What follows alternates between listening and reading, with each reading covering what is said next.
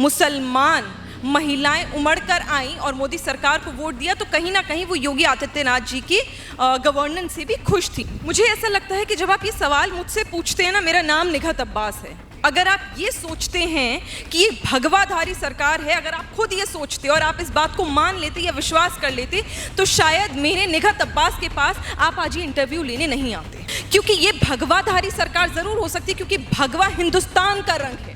मैं क्यों मानूं कि वो सिर्फ हिंदुओं का रंग है? मेरे तिरंगे की शान है भगवा।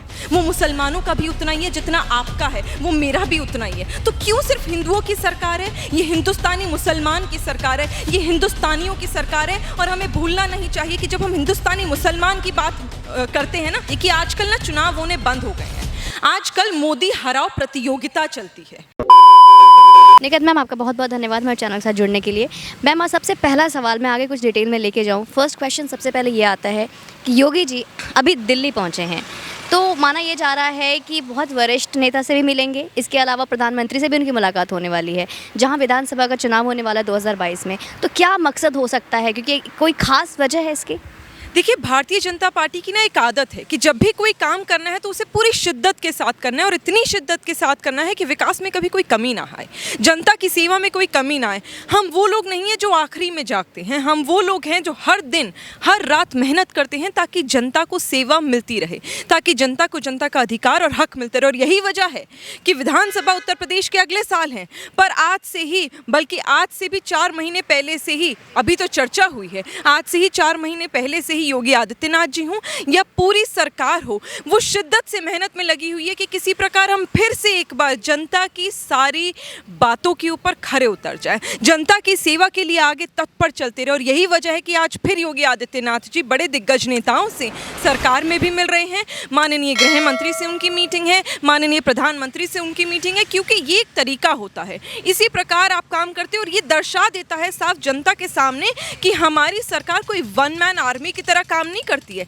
जो एक फेलियर रहा है गांधी सरकार में, जो एक फेलियर रहा है, हमने देखा है पार्टी में कि किस प्रकार सिर्फ और सिर्फ एक पारिवारिक रूप से आपने पार्टी और सरकार चलाई है, गांधी परिवार। लेकिन हमारे यहाँ हाथ से हाथ मिलाकर, कंधे से कंधा मिलाकर सब एक साथ चलते। और यही वजह है कि आज सब एक साथ मिलकर पार्टी की बैठक करें, ताकि हम और गति के साथ और मेहनत के साथ जनता की सेवा किस प्रकार करनी है, इसकी एक सूची और तैयार कर सकें। जहाँ बात गांधी परिवार की आई है, तो बात ये भी उठकर आती है कि गांधी परिवार में जहाँ पे 3 पुश्तें, जिनकी जितिन प्रसाद जी की 3 पुश्ते ने कांग्रेस के साथ काम किया, वो भी 8-10 साल से कांग्रेस ही थे, आज अचानक से वो बीजेपी ज्वाइन कर लेते हैं। आखिर क्या वजह है? क्या ये वजह बीजेपी की एक साजिश तो नहीं कि एक अकेला ब्राह्मण को, मैं पूरा ब्राह्मण जहाँ तक देखते आई हूँ, मेरा जहाँ तक नॉलेज है, ब्राह्मण के लिए अकेला अधिकार लड़ने वाला एक जितिन प्रसाद जी थे, आज उनसे भी बीजेपी ने अपने में शामिल कर लिया। एक षड्यंत्र तो नहीं? कुछ नहीं, मुझे बड़ा दुख होता है जब ये लगता है लोगों की कि ब्राह्मण अगर कोई व्यक्ति है या किसी और जाति का भी फॉर दैट मैटर कोई व्यक्ति अगर भारतीय जनता पार्टी अपनी खुशी से,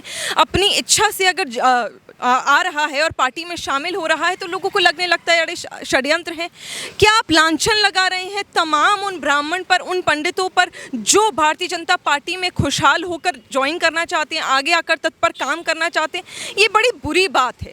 ये कांग्रेस ऐसी प्रकार की, मैं कहूँगी, ओछी बात कर सकती है, ऐसा लांछन लगा सकती है। हमें और आपको इस प्रकार की बातों से ऊपर उठना चाहिए, क्योंकि ये कोई नई बात नहीं है। ज्योति आदित्यनाथ सिंधिया जी भी ज्वाइन करे थे पार्टी, और जब उन्होंने ज्वाइन करी थी तब सभी को मालूम था, और आज भी मालूम है कि कितनी उनकी पीढ़ियां इस पार्टी में आई हैं, कांग्रेस पार्टी में। उसके बावजूद उन्होंने वहां से हाथ छोड़कर क्यों भारतीय जनता पार्टी में आने का जो निश्चय है वो किया, सिर्फ इसलिए क्योंकि उन्हें भी पता है कि कांग्रेस अब अपने लिए काम कर रही है, और शुरू से उन्होंने जनता को धोखा दिया है, जनता के पैसे को बर्बाद किया है। और जब आप एक राजनीति करते हो, तो बहुत ज़रूरी होता है कि राजनीति करते हुए आप ये ना भूल जाओ कि आप देश के सेवक हो। और जहां आपके लिए देश की सेवाओं की भावना जागने लगती है ना, मुझे लगता है कि सभी को ये पता है और लगता भी है कि भारतीय जनता पार्टी से अच्छा प्लेटफॉर्म जनता की सेवा के लिए आज की तारीख में हिंदुस्तान में किसी और पार्टी में नहीं है। माना मैम, माना, लेकिन क्या ये कहीं ये अफवाह है या इसमें कोई सच्चाई है? ये माना जा रहा था कि योगी जी को केंद्र में लाया जाएगा, क्या ये भी एक वजह हो सकती है कि दिल्ली उनके आने की? और हमने ये भी सुना कि उनको राज्य पद से हटाया जा रहा है, क्षेत्रीय पद से हटाया जा रहा है, केंद्र में उनको लाया जा रहा है, ये सब क्या है अफवाह? देखिए, अफवाहों का तो ऐसा चलन है ना कि कुछ ना कुछ लोग बोलते ही रहते हैं। आज से विधानसभा चुनाव तक मीडिया के पास भी कुछ ना कुछ मसाला होना चाहिए, विपक्षी के पास भी कुछ ना कुछ मसाला होनी चाहिए। जितने भी लोग हैं जो भारतीय जनता पार्टी और मोदी के विरोधी हैं और कहीं ना कहीं अपने आप को वो प्रूव कर चुके हैं कि वो जनता की, हिंदुस्तान की जनता और हिंदुस्तान के भी विरोधी हैं, वो आज से तब तक कोई ना कोई ऐसी चटपटी खबरें मार्केट में देते रहेंगे, क्योंकि इससे उनका फायदा होता है और ये दर्शाया जाता है कि कहीं ना कहीं मोदी जी और योगी जी में कंपटीशन है। अरे किस प्रकार का कंपटीशन! दुनिया भर में मिसाल दी जाती है, सिर्फ हिंदुस्तान में नहीं, दुनिया भर में मिसाल दी जाती है कि किस प्रकार माननीय हमारे प्रधानमंत्री नरेंद्र भाई मोदी जी ने हिंदुस्तान का विकास करा है और किस प्रकार मिसालें दी जाती हैं योगी आदित्यनाथ जी की, चीफ मिनिस्टर जो उत्तर प्रदेश के हैं, उस प्रकार में किस प्रकार उनकी मिसालें दी जाती हैं। ये कोई आपसे और हमसे छुपी नहीं है, तो ये किसी प्रकार का भी कंपटीशन नहीं है। बहरहाल अगर ये बात रही कि वो केंद्र में आएंगे और वो या फिर सिर्फ उत्तर प्रदेश के विधानसभा में रहेंगे, वो एक सीनियर लीडरशिप का फैसला होगा, जो होगा वो सराखों पे। मुझे पता है कि जो जनता के लिए बेस्ट होगा वही होगा। फिलहाल मुझे ये पता है कि उत्तर प्रदेश के चुनाव के लिए भारतीय जनता पार्टी की सरकार, मोदी सरकार ने तय किया है और ये बात मीडिया में भी आई है और हमारे सीनियर लीडर्स ने बोला है कि जो विधानसभा के उत्तर प्रदेश में चुनाव होने वाले हैं, ये सिर्फ और सिर्फ योगी आदित्यनाथ जी की लीडरशिप में ही होने वाले हैं और देखिएगा जल्द ही वो मुख्यमंत्री दोबारा बनेंगे। मैम, एक आखिरी सवाल, जहाँ पे हमने ये देखा कि पंचायत चुनाव में जो अभी हाल हुआ बीजेपी का, कोई खास कुछ अच्छा काम नहीं कर पाई बीजेपी, कुछ अच्छा रिजल्ट नहीं देखा मुझे, जैसे हमने सबने देखा, तो क्या इसका असर विधानसभा चुनाव 2022 में दिखेगी? क्या परिणाम होगा उसका? हर तरह का चुनाव है ना वो अलग होता है। ग्राम पंचायत अलग होता है, दिल्ली में एमसीडी अलग होता है, विधानसभा का चुनाव अलग होता है, लोकसभा का चुनाव अलग होता है। आप यकीन मानिए राज्यसभा के भी चुनाव, वैसे तो कहते हैं कि राज्यसभा जीती जिताई टिकट होती है, लेकिन राज्यसभा का भी चुनाव में एक अलग तरीके के काम होते हैं, अलग तरीके से काम होता है। तो ये सारी बातें बहुत ही छोटी हो जाती है कि अगर हम समझे कि ग्राम पंचायत में शायद भारतीय जनता पार्टी उत्तर प्रदेश में अच्छा नहीं कर पाई तो विधानसभा में नहीं करेगी। ये बात अपने आप में ही दिखा देती है कि जनता अपना फैसला खुद लेती है। ये बात तमाचा आ जाता है उन लोगों के ऊपर जो ईवीएम पर सवाल करते हैं, जो इलेक्शन कमीशन पर सवाल करते हैं। ये अब हमें समझना पड़ेगा कि अगर ग्राम पंचायत में भारतीय जनता पार्टी ने अच्छा नहीं करा तो हो सकता है किसी प्रकार की नाराजगी उस लेवल पर जनता की रही हो, लेकिन विधानसभा में कोई नाराजगी भारतीय जनता पार्टी से, मोदी सरकार से या फिर हमारे योगी आदित्यनाथ जी से है, मैं इस बात को कहीं तक सच नहीं मानती, क्योंकि जनता ने खुद अपने आप योगी जी को अपनाया है। और इसका प्रमाण कहीं ना कहीं, दो कि मैं कह रही हूँ कि चुनाव का तरीका अलग होता है, लेकिन जब कास्ट और कम्युनिटी की बात आती है तो 2019 लोकसभा के चुनाव में जिस प्रकार मुसलमान महिलाएं उमड़कर आईं और मोदी सरकार को वोट दिया, तो कहीं ना कहीं वो योगी आदित्यनाथ जी की गवर्नेंस से भी खुश थी। और यही वजह है कि आज हमें खुद समझना पड़ेगा कि जब अगले साल अब चुनाव होंगे ना, तो ये विकास पर होंगे, ये गुंडागर्दी पर नहीं होंगे। जहाँ गुंडागर्दी की बात की है तो जहन में सवाल आता है ममता बनर्जी का। अखिलेश जी का भी आना चाहिए, आपको बसपा का भी आना चाहिए, ये लोग भी गुंडागर्दी से कम करते हैं। आप बताइए, जिन पार्टी के सीनियर लीडर्स, अखिलेश जी के पिताजी ने, माफ़ कीजिएगा, बहुत ही वरिष्ठ नेता हैं, पर मुझे बड़ा दुख होता है जब उनकी ये बात मुझे याद आती है और चुभती है कि महिलाओं के रेप का कारण वो खुद हैं। उनके छोटे कपड़े, मुझे बताइए 6 माह की बच्ची के उसकी स्कर्ट और उसके शॉर्ट्स पे आप कारण दे रहे हैं कि उसका रेप कर दिया।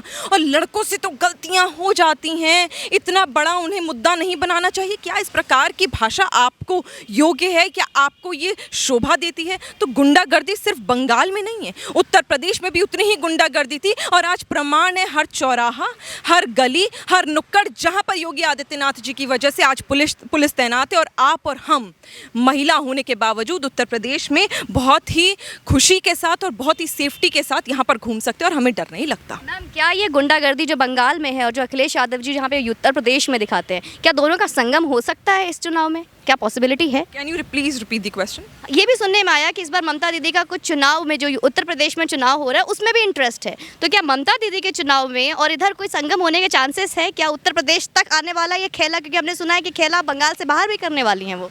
एक कहावत ना आजकल बड़ी आ रही है और मैं मानती हूँ कि आपके चैनल के माध्यम से ये मेरी कहावत सभी तक पहुँचनी चाहिए। मेरे जहन में बार बार आती है कि आजकल ना चुनाव होने बंद हो गए हैं, आजकल मोदी हराओ प्रतियोगिता चलती है।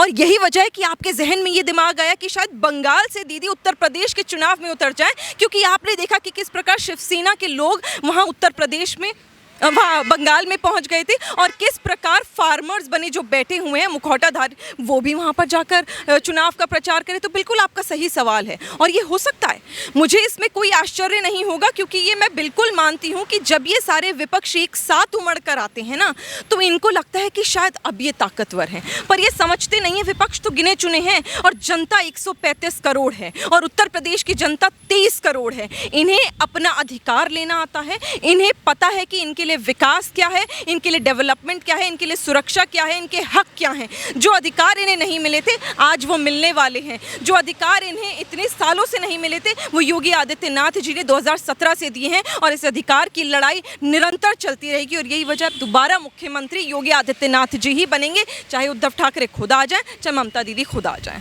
मैम एक सवाल, माफ़ी चाहूँगी, सवाल बढ़ते जा रहे हैं। एक सवाल, क्या ऐसा सच है कि योगी आदित्यनाथ हो या फिर बीजेपी हो, एक हिंदूवादी सरकार है? क्या इसका असर उत्तर प्रदेश के चुनाव में दिखेगा? कि हमने ये भी सुना कि यहाँ पे किसी को योगी आदित्यनाथ का सिर्फ भगवाधारी होने से भी दिक्कत है, तो क्या एक बार फिर से जातिवाद नजर आएगा इस चुनाव में? मुझे ऐसा लगता है कि जब आप ये सवाल मुझसे पूछते हैं ना, मेरा नाम निघत अब्बास है। अगर आप ये सोचते हैं कि ये भगवाधारी सरकार है, अगर आप खुद ये सोचते और आप इस बात को मान लेते या विश्वास कर लेते, तो शायद मेरे निघत अब्बास के पास आप आज ये इंटरव्यू लेने नहीं आते। क्योंकि ये भगवाधारी सरकार ज़रूर हो सकती है, क्योंकि भगवा हिंदुस्तान का रंग है। मैं क्यों मानूं कि वो सिर्फ हिंदुओं का रंग है? मेरे तिरंगे की शान है भगवा।